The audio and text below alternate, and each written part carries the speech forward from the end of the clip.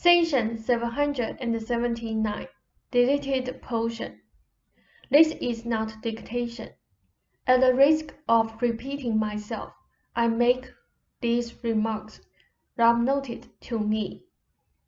They said, "You are not frightened. You do live in a safe universe. You do. You need not believe that the world of the newspapers does not exist, but you must believe that word cannot frighten you. By such a belief, you so attract probabilities that you actually miss the threats that appear at one level of reality. In so doing, you not only help yourself, but others as well, for they perceive your safety and look for the reasons. The sea is dangerous if you are in the middle of the ocean without a boat, if you are on a fine liner. However, with all conveniences, then the ocean becomes an enjoyable adventure.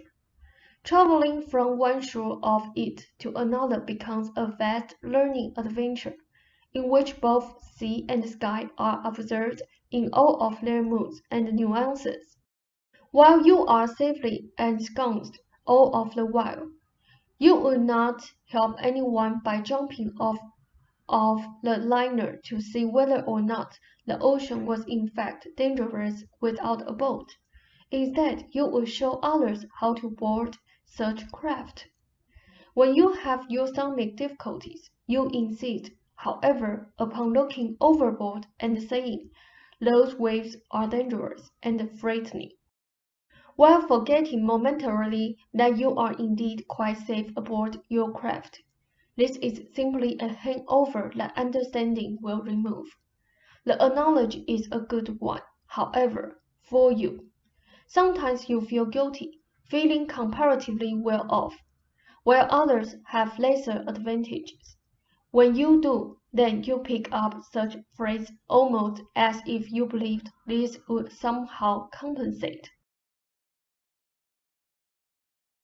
The panic reaction you sometimes imagine helps remind you of the panic in which many people spend whole portions of their lifetimes. The way to help them, however, is to perfect your own craft, your beliefs, so that others can use them also. Any incident can serve to trigger such a difficulty, but the basic cause is as I have just given it. Do you follow me? Ross said, "Yes." I thought the material was very good. They said, "The answer lies in understanding what I have said." The same applies to Ruber. Seven's message was, of course, legitimate. The natural body and the natural world are spiritual.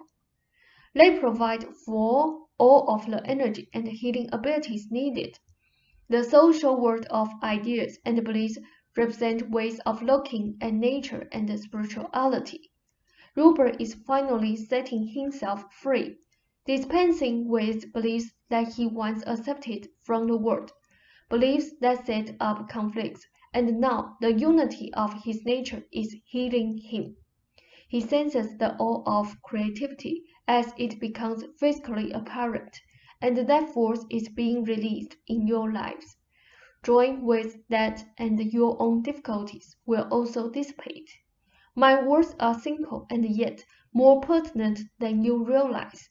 Tell Ruber to tell Venus that I will look in on Howard and ease his way.